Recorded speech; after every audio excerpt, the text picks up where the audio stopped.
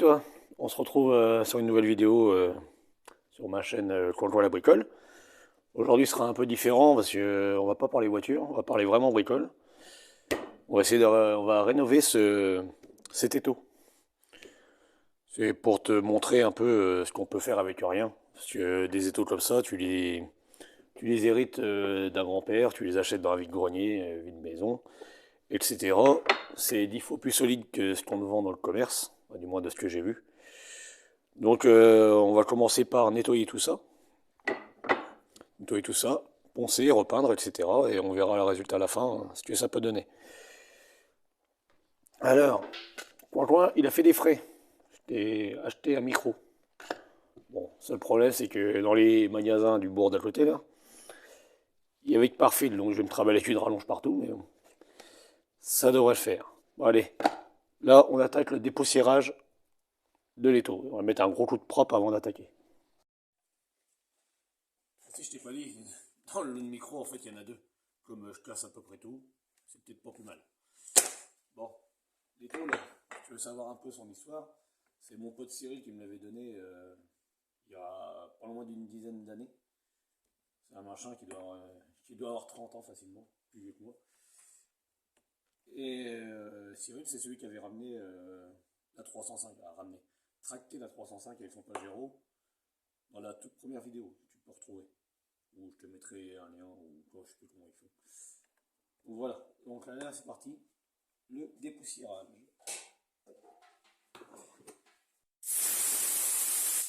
Désolé pour les oreilles, peut-être te couper ça du coup.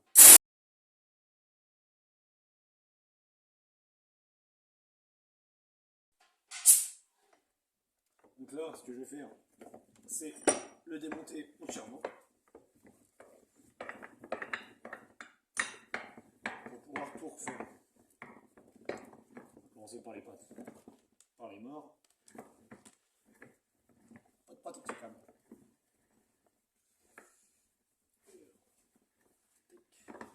te montre. On va commencer par les morts qui sont là. Voilà. Essayer de leur donner un peu d'éclat dans le temps.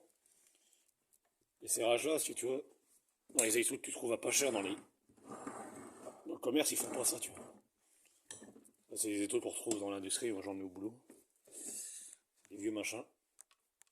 Donc voilà, alors, je te repose là. Bon, pour commencer, les classiques, hein. Pas te donner la marque, tu la connais. Tac. Essayer d'avoir tout ça. Parce qu'il faut se rappeler que ça fait 30 ans que c'est dedans, quoi.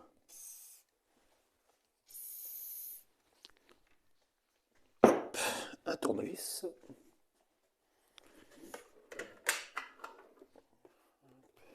Un gros plat.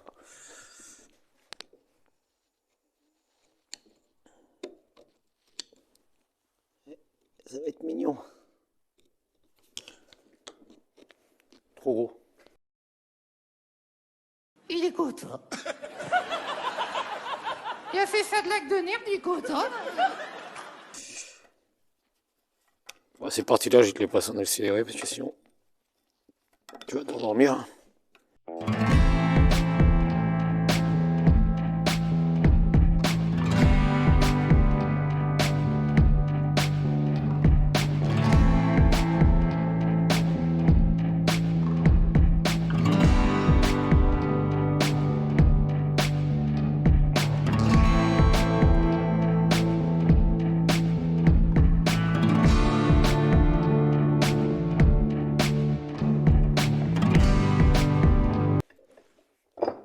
Alléluia. Oh là là, il y a de la rouille.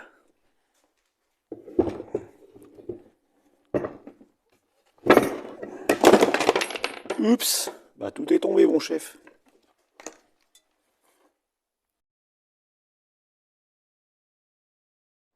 Bon, je te reprends. Comme tu peux le voir, il y a un gros nettoyage à faire. Mais bon, pour démonter un étau, tu as besoin de l'étau.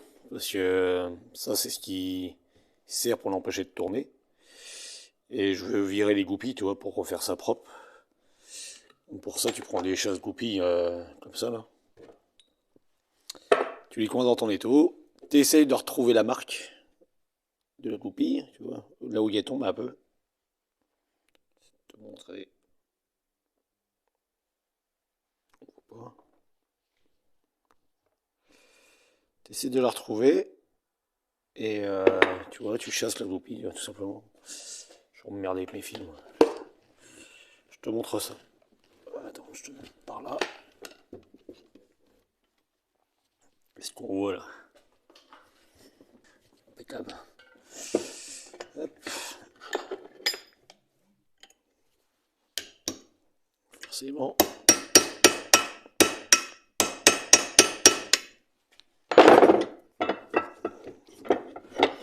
Du coup, c'est moins pratique là, parce que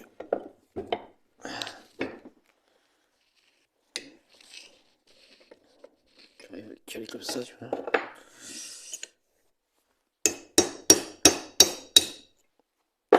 Sans la perdre, tant qu'à faire. Voilà. Ça partira au lavage. Je vais voir, je vais peut-être les changer les goupilles, justement. Je sais pas ce que j'ai fait de ma pince. Pas tomber, pas perdre. Toute chose.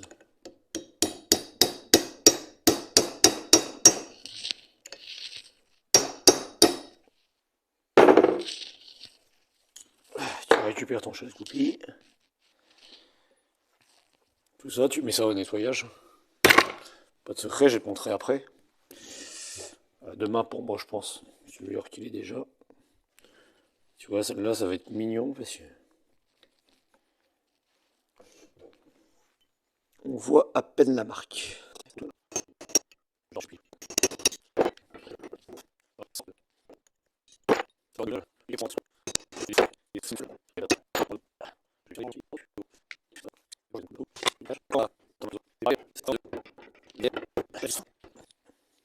Ça, c'est vraiment du bricolage, entre guillemets, pratiquement gratos, quoi. Il est fou des sommes folles dans les magasins.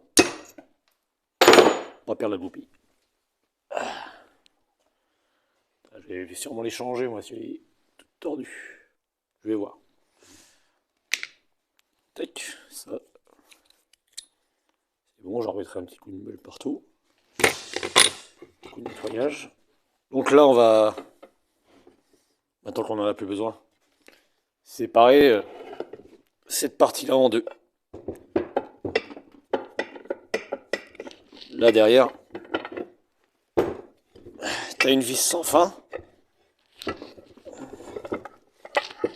Tu vois ici, je te change de plan. Ça va être plus pratique que c'est lourd, mon chef. Je te mets le restant là, maintenant, en accéléré. Parce que c'est pas ouf.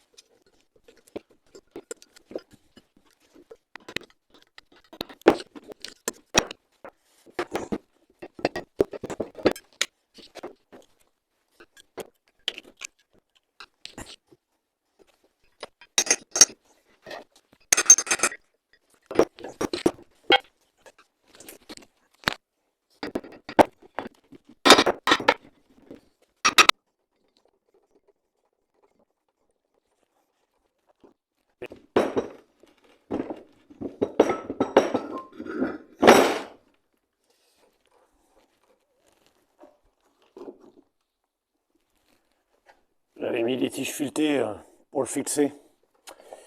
Bien trop longues. Allez, je te réaccélère ça. Je te montre l'état des pièces.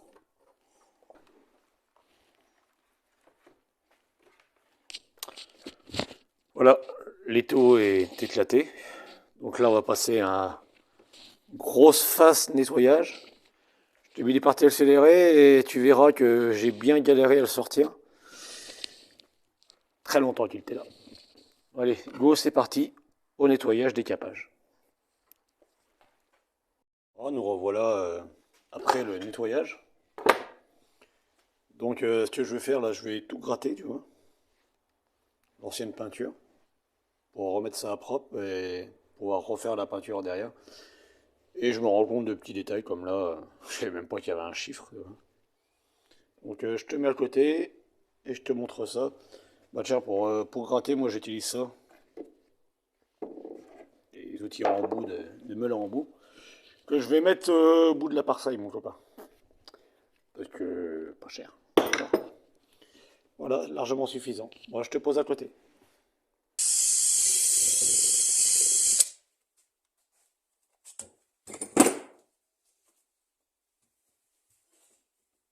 C'est l'heure du café. Je te reprends après.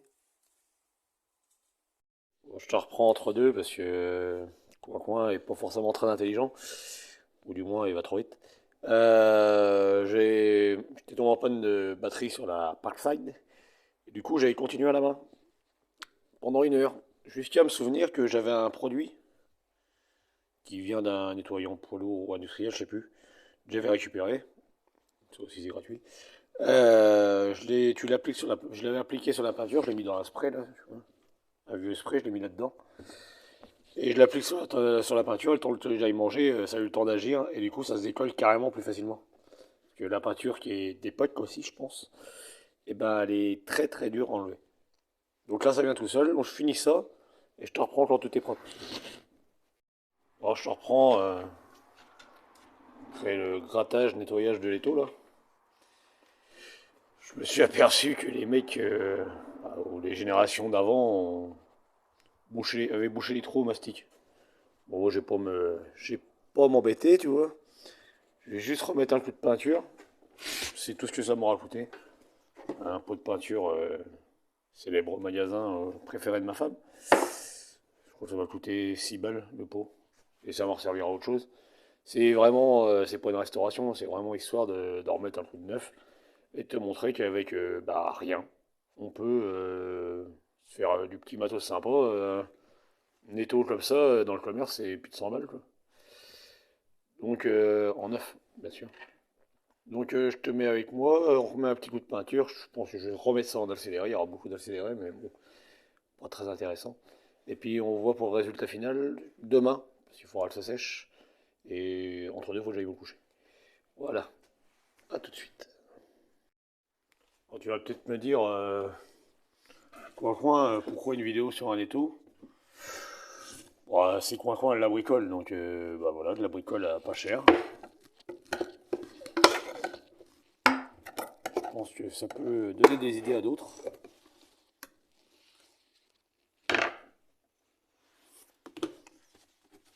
Pourquoi pas, quoi. Ça change les vidéos de voiture. On voit ça avec des vidéos de voiture. Là, c'est totalement différent. Allez, comme ça.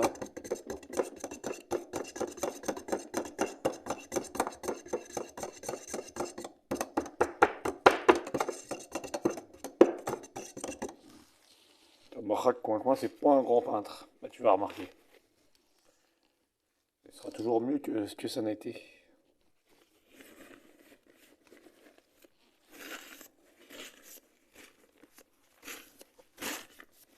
Je pars sous le mot encore.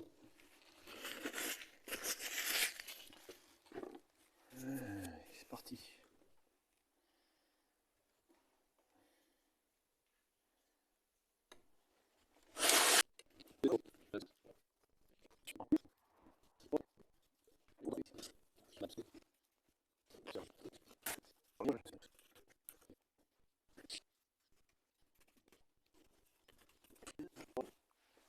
Voilà, tout est peint.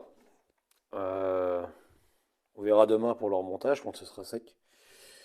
Et bon, bah, je te laisse donner ton avis en commentaire, hein, mais bon, c'est vraiment du bricolage, hein. C'est un étau à 0 € qui va reprendre un petit coup de jeune. Et qui est quand même destiné à prendre des coups de marteau sur le coin de la dash. En somme.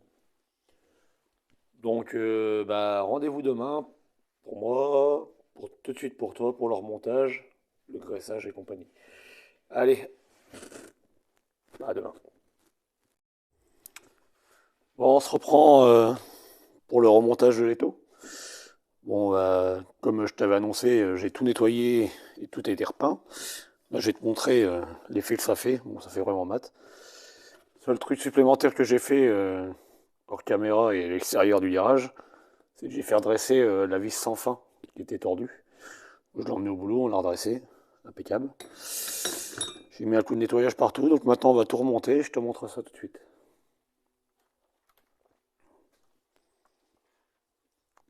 Donc, comme tu peux le voir, il n'est pas neuf, mais au moins ça va redonner un coup de jeune à l'atelier, au garage.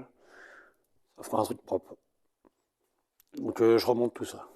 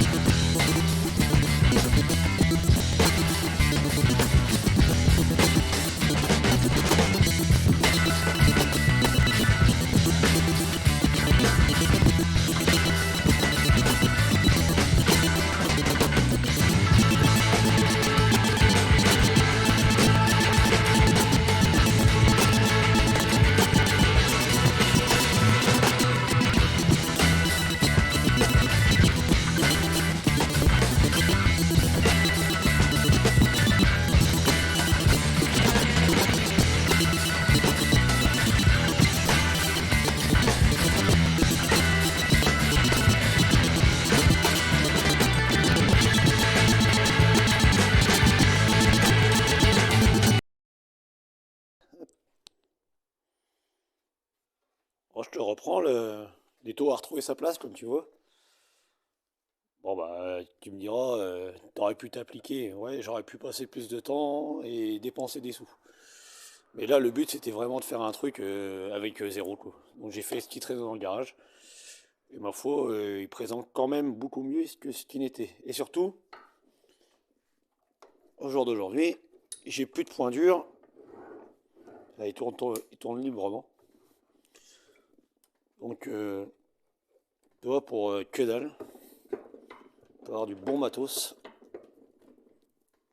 Très bon matos. Ça, c'est inusable. Et puis là, bon, c'était la première vidéo, entre guillemets, bricole. Donc, sur un truc simple, hein, c'est qu'une tige filetée qui ressort. Bah, une tige filetée. Une vis sans fin, pour être exact. Ouais, fin de cet épisode bricole, entre guillemets, simple bricole, mais bah, si ça te plaît, tu me le dis en commentaire. Comme ça, moi j'ai plein d'idées, hein, fabriquer une sableuse maison, pourquoi pas, ça me plairait bien ça. Et ouais, refaire de vieux outils pour que dalle.